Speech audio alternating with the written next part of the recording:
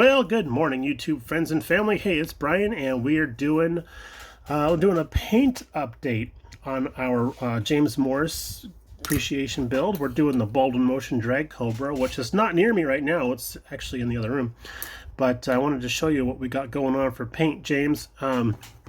Here was our selection of base coats. Now, we wanted to use a transparent red, which we did grab at the hobby store. We got a TS74 clear red by Tamiya, of course. And the last time I did a transparent paint job over a base coat was many, many years ago. I was in high school. I remember that fact very clearly. And so the number would probably have to be something that ends in a 0 plus a 1. So it was a long time ago. But I remember using like a German silver as a base coat and then putting down to Testors transparent blue type of color, and I think I did about 6 passes of that color to the point where I think the doors and trunk weren't going to close on that anymore because it was so thick.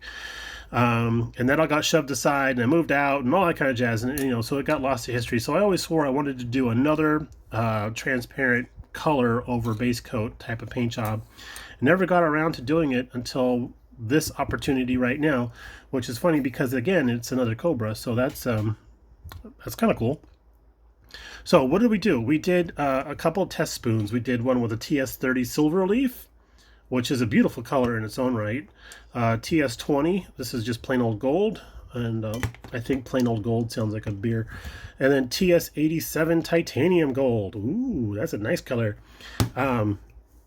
So we did some test spoons, we did primer, and then we did 1, 2, and 3, and then we hit each one of those with a top coat of this, just a quick pass to see how we're doing. So our silver leaf, our first one that we did, which is our TS30, doesn't look too bad. That looks all right. Let me get some light on the situation here so we can actually focus on it. Now, it is a little fuzzy because we did hit this real super fast and then didn't give it proper curing time and all that kind of jazz. So it's not glossy by any means, but I wanted to see how we're doing for color depth, and that is super nice. That turned out super nice. So we thought, let's try the gold, our TS21. So we got a little fisheye right there, which is no big deal. So we can tell that's actually gold. But again, a little bit more of a yellow tone underneath the red, which was kind of a nice thing. And here's by comparison.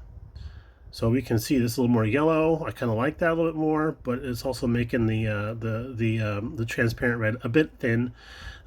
This has a nice color tone to it also, but not quite what I'm looking for. It's a little bit colder, in my opinion.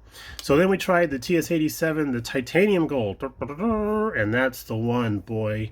Look at that. So let's hold all these guys up here. This is where I start doing my top revision testing type of thing. But yeah, I think this is a little cold. This the gold base is a little too yellow, so the titanium is best of both worlds when we come into that. So I really like that, and this is going to be the color scheme on your Cobra, buddy. That's what we're going to shoot for there. So that's what we got going on. Now that's all sorted out, we can probably get on to prep, parts cleaning, and priming. And oh, the 3 P's: the prep, parts cleaning, and priming. But we have so many other things going on right now that it's summertime, and that we're able to actually go about the world and everything.